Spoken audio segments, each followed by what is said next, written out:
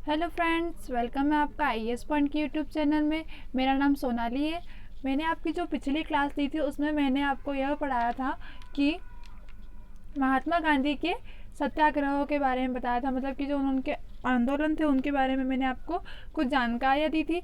I hope आपने की वो सारी चीज़ें रिवाइज कर ली होगी। ठीक है, तो एक बार हम वो देख लेते हैं कि हमने क्या पढ़ा था। तो मैंने आपको जो पढ़ाया था उसमें चंपारण अभ्यारण्य के जो चंपारण अभ्यारण्य हुआ, सत्याग्रह हुआ था, उसके बारे में बताया था। यह कब हुआ था? यह 1917 में हुआ था। भारत छोड़ो आंदोलन के दौरान कौन सा आंदोलन किया गया था? गांधी जी ने कांग्रेस समिति का। इससे रिलेटिव आपको मैंने कुछ क्वेश्चन से पढ़ाए थे। ठीक है, और देखिए कि आज का जो हमारा टॉपिक होगा वह होगा राष्ट्रीय आंदोलन के बारे में।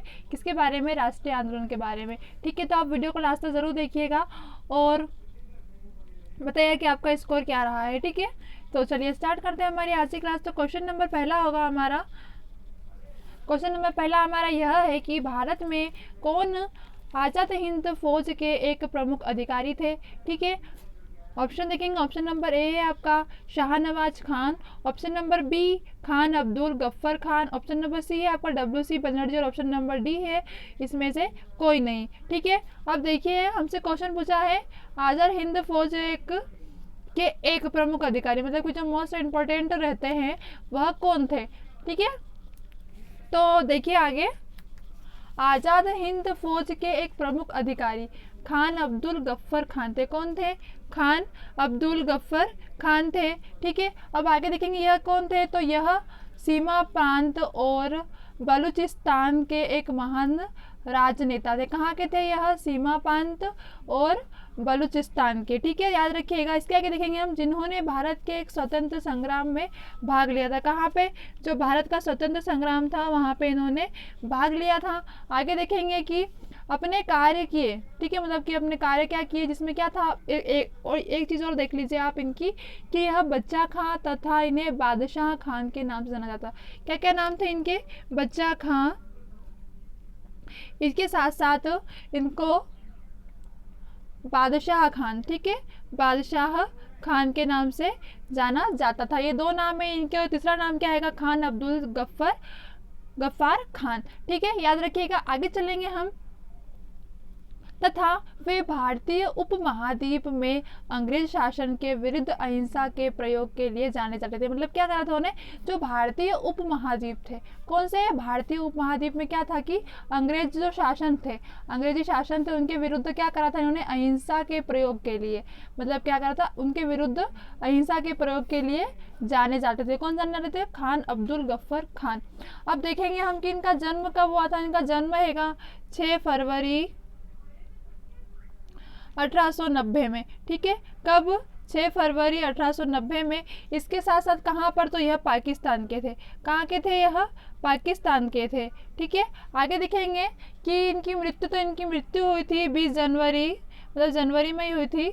जनवरी 1988 में। ठीक है, जन्म कब हुआ था? 6 फरवरी। ठीक है, 6 फरवरी 1890 में हुआ था। मृत्यु कब हुई थी? 20 फरवरी 1988 में। कहाँ पर हुई थी? पाकिस्तान में। इनका जन्म भी कहाँ हुआ था? पाकिस्तान में। ठीक है, तो क्वेश्चन पूछा गया है आजाद हिंद फौज के एक प्रमुख अधिकारी थे, तो कौन थे? हमने अभी पढ़ा कि खान अब्दुल गफ्फार खान थे। चलिए अगले क्वेश्चन में चलते हैं। अगला क्वेश्चन है हमारा, गदर पार्टी का मुख्यालय कहाँ है? ठीक है, ऑप्शन देखेंगे। ऑप्शन नंबर ए आपका आएगा मॉस्को में, ऑप्शन नंबर बी है आपका बर्लिन में, ऑप्शन नंबर सी कराची में, option number D San Francisco में। ठीक है, अब हम गदर पार्टी के बारे में जानेंगे। ठीक है, तो गदर पार्टी भारत को अंग्रेजों की पराधीनता से मुक्त कराने के उद्देश्य से बना। किसे पराधीनता? मतलब अंग्रेजों की जो पराधीनता थी उससे क्या मुक्त, मतलब अंग्रेजों से मुक्त कराने के लिए बना गया था। ठीक है, यह एक संगठन था। क्या था? यह एक संगठन था। ठीक है, क्या? गदर पार्टी। ठीक है, यह क्या था? एक संगठन था। इसे अमेरिका कनाडा के भारतीयों ने 15 जुलाई 1913, कब? 15 जुलाई 1913 में।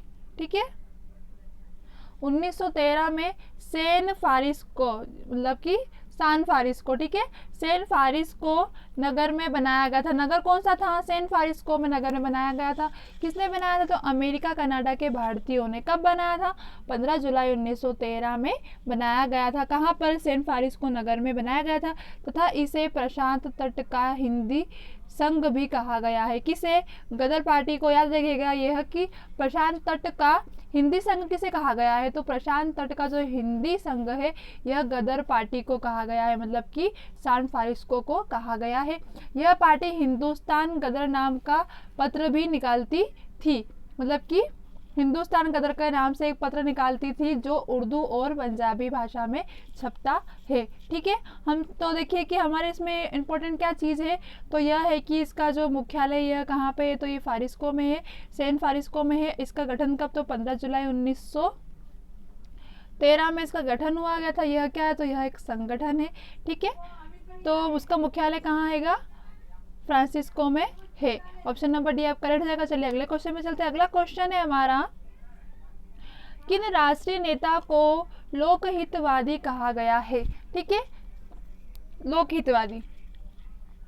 ऑप्शन देंगे, ऑप्शन नंबर ए है आपका Gopal Hari Deshmukh, option number B Lala Lajpat Rai, option number C है आपका Motilal Nehru, option number D Mahatma Gandhi. ठीक है, तो आप देखिए कि राष्ट्रीय नेता लोकहितवादी, ठीक है। अब देखो एक ही को नाम दिया जाता है ऐसे ऐसे, तो देखेंगे हम कि जो गोपाल हरि देशमुख थे, कौन? गोपाल हरि देशमुख को लोकहितवादी कहा गया है क्योंकि यह एक भारतीय कार्यकर्ता, कौन थे? यह एक भारतीय कार्यकर्ता, इसके साथ साथ यह विचारक थे, विचारक के साथ साथ समाज सुधारक थे, ठीक है, समाज सुधारक और महाराष्ट्र के लेखक थे। क्या क्या थे? यह तो एक भारतीय कार्यकर्ता थे, विचारक समाज के सुधारकता थे और महाराष्ट्र के लेखक थे, ठीक है। उनका मूल उपनाम क्या था? इनका जो एक बचपन का नाम बताना, जैसे कि रानी लक्ष्मीबाई का था उस मनु, उसी तरह क्या इनका भी एक नाम था, क्या था वह? श्रीधर, ठीक है। याद रखिएगा इनका जो मूल नाम था वह क्या था? श्रीधर था। इनका जन्म कब हुआ? तो इनका जन्म भी आप नोट कर लीजिए, कॉपी वगैरह लेके बैठिए। 18 फरवरी 1823 में, ठीक है। 18 फरवरी 1823 में हुआ था। इनकी जो मृत्यु हुई थी वह हुई थी 9 अक्टूबर 1852 में हुई थी। कब हुई थी? 1852 में पुणे में हुई थी, ठीक है। तो देखिए हमारा क्या पूछा गया है कि राष्ट्रीय नेता को लोकहितवादी कहा गया है। तो लोकहितवादी क्यों कहा गया है इन्हें? क्योंकि जो गोपाल हरि देशमुख थे यह भारतीय कार्यकर्ता भी थे, विचारक भी थे, समाज सुधारक थे और महाराष्ट्र के लेखक भी थे। मतलब कि इन्होंने क्या किया था कि हमारे देश के लिए बहुत अच्छे अच्छे कार्य किए थे, समाज सुधारक भी थे और भारतीय कार्यकर्ता के साथ साथ भी इन्होंने बहुत अच्छे कार्य किए, इसलिए इन्हें क्या कहा था? लोकहितवादी कहा गया था। ऑप्शन नंबर ए आपका राइट हो जाएगा। चलिए अगले क्वेश्चन पे चलते हैं। अगला क्वेश्चन है हमारा, किस कांड के कारण असहयोग आंदोलन बंद करना पड़ा? ठीक है, असहयोग आंदोलन बंद करना पड़ा। ऑप्शन देखेंगे, ऑप्शन नंबर ए आपका Chauri Chaura, option number B Champaran, option number C है दांडी और ऑप्शन नंबर डी है इसमें से कोई नहीं। देखो कल मैंने आपको चंपारण भी पढ़ाया था और दांडी भी पढ़ाया था, ठीक है। तो उसमें मैंने आपको ये चीज़ कुछ चीज़ बताई थी क्या ऐसी? नहीं बताई थी, ठीक है। हाँ, तो कौन सा ऑप्शन बच गया हमारे पास? चोरी चोरा। अब देखो कि चोरा चोरी चोरा, जो चोरी चोरा था यह क्या था? तो ऐसी तारीखों में से एक है, मतलब कौन सी तारीख है? तो 14 फरवरी 1952, ठीक है, 1922 में 14 फरवरी 1922 को जिस दिन हुए चोरी चोरा कांड ने स्वतंत्रता आंदोलन को दिशा ही बदल दी थी। मतलब कि जब यह कांड हुआ था तो इसमें क्या हुआ था? स्वतंत्रता जो आंदोलन था उसकी दिशा ही बदल गई थी। अब देखो कि इसमें क्या हुआ था, इस कांड ने महात्मा गांधी को अपना असहयोग आंदोलन स्थगित करने को मजबूर कर दिया था, मतलब कि रोकने पर, बंद करने पर मजबूर कर दिया था। अब देखो कि जो ये चोरी चोरा आंदोलन हुआ था इसमें क्या हुआ था कि इस आंदोलन में ब्रिटिश सरकार ने पुलिस चौकी पर आग लगा दी थी। जो ब्रिटिश सरकार थी उन्होंने क्या करा था कि पुलिस चौकी पर आग लगा दी थी, जिससे 22 पुलिसकर्मी जो थे वह जिंदा जलकर मर गए थे। कितने? 22 जो पुलिसकर्मी थे वह जिंदा जलकर मर गए थे। इसी कारण क्या हुआ था कि इसी कांड के कारण, मतलब कि चोरी चोरा कांड के कारण असहयोग आंदोलन बंद करना पड़ा था, ठीक है। चलिए अगले क्वेश्चन पे चलते हैं। अगला क्वेश्चन है हमारा, मौलिक अधिकारों पर निम्नलिखित में से किसके द्वारा प्रतिबंध लगाए जा सकते हैं? अगर आपको आंसर पता है तो आप ज़रूर आंसर दीजिए। ऑप्शन देखेंगे, ऑप्शन नंबर ए है आपका राष्ट्रपति द्वारा, ऑप्शन नंबर बी लोकसभा द्वारा, ऑप्शन नंबर सी है उच्चतम न्यायालय द्वारा, ऑप्शन नंबर डी है इसमें से कोई नहीं। ठीक है, तो हम देखेंगे कि जो मौलिक अधिकार हो यह प्रतिबंध लगाया जाता है तो सिर्फ ना तो ये देखो राष्ट्रपति द्वारा लगाए जाते हैं, ठीक है, ना ही लोकसभा, दोनों छोटे होते हैं, मतलब राष्ट्रपति का पद बड़ा होता है, परंतु ये अधिकार राष्ट्रपति को भी नहीं है, ना ही यह अधिकार लोकसभा द्वारा होता है। यह किससे अधिकार प्राप्त है? यह उच्चतम न्यायालय द्वारा प्राप्त है। ठीक है, याद रखिएगा आपकी, क्योंकि जो उच्चतम न्यायालय द्वारा मतलब पेशी वगैरह करके सारी जानकारियां देने के बाद ही मौलिक अधिकार पर क्या प्रतिबंध लगाए जा सकते हैं। ठीक है, तो आपका ऑप्शन नंबर सी हो जाएगा राइट। चलिए अगले क्वेश्चन पे चलते हैं। अगला क्वेश्चन है हमारा, लोकप्रिय प्रभुसत्ता का समर्थन किया था? ठीक है, ऑप्शन देंगे, ऑप्शन नंबर ए आपका रूसो ने, ऑप्शन नंबर बी है आपका जॉन लॉक ने, option number C Thomas Hobbes ने और option number D TH. Green ने। ठीक है, तो हम देखेंगे लोकप्रिय प्रभुसत्ता के बारे में। पहले ये जान लीजिए लोकप्रिय प्रभुसत्ता। तो लोकप्रिय प्रभुसत्ता यह सिद्धांत है कि मतलब उसमें यह सिद्धांत है कि एक राज्य और उसकी सरकार का अधिकार अपने चुने हुए प्रतिनिधियों के माध्यम से जो कि राजनीतिक शक्ति को स्वतंत्र वह अपनी जनता की सहमति से बनाया। मतलब कि क्या होता है कि जो लोकप्रिय प्रभुसत्ता होती है इसमें सरकार का जो अधिकारी किसके द्वारा चुने गए? जो प्रतिनिधित्व। अब प्रतिनिधि किसके द्वारा चुने गए हैं? तो राजनीतिक शक्ति का स्रोत। उसमें क्या होता है कि जनता की सहमति से बनाया जाता है। कौन?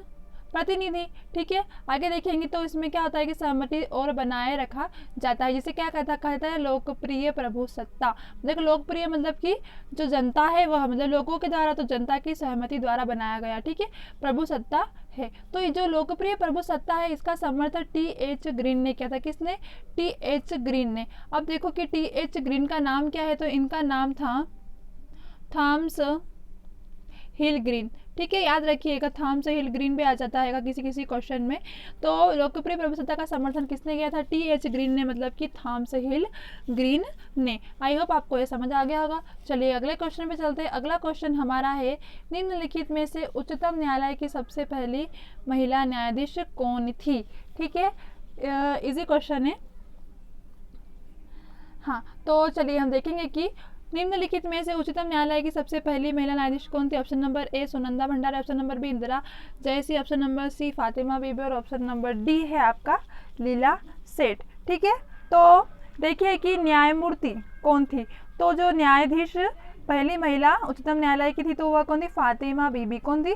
फातिमा बीबी। अब देखो फातिमा बीबी, इनका जन्म कब था? इनका जन्म हुआ था 30 अप्रैल 1927 में। ठीक है, कब हुआ था? 30 अप्रैल 1927 में इनका जन्म हुआ था। मतलब कि यह सर्वोच्च न्यायालय के पूर्व न्यायाधीश थी। इसके आगे देखें, वे वर्ष 1990 में इस पद पे नियुक्त, किस पद पे नियुक्त हुई थी? उच्चतम न्यायालय के पद पर नियुक्त हुई थी। कब? 1990 में। ठीक है, आगे देखेंगे कि हम कि इन्हें पहली भारतीय महिला कहा गया है। क्या इन्हें पहली भारतीय महिला किसे कहा गया है? फातिमा बीबी को। ये चीज भी आप याद रखिए कि पहली भारतीय महिला कौन? तो पहली जो भारतीय महिला थी वह कौन थी? फातिमा बीबी। क्योंकि हमारा भारत का प्रथम व्यक्ति कौन है? राष्ट्रपति है ना। ठीक है, तो ये उच्चतम न्यायालय की कौन थी? न्यायाधीश थी। उच्चतम मतलब कि सबसे बड़े। ठीक है, चलिए आगे चलेंगे कि उन्हें 3 अक्टूबर 1993 को राष्ट्रीय मानव अधिकार आयोग भारत की सदस्य बनाया गया था। ठीक है, क्या हुआ था कि 1993 में इन्हें राष्ट्रीय मानव अधिकार आयोग के द्वारा क्या कहता है? भारत की सदस्यता बनाया गया था। हमसे क्वेश्चन पूछा गया है उच्चतम न्यायालय की सबसे पहली महिला न्यायाधीश कौन थी? तो कौन थी? फातिमा बीबी थी। इनका जन्म कब हुआ? 30 अप्रैल 1927 में। इसके बाद यह उच्चतम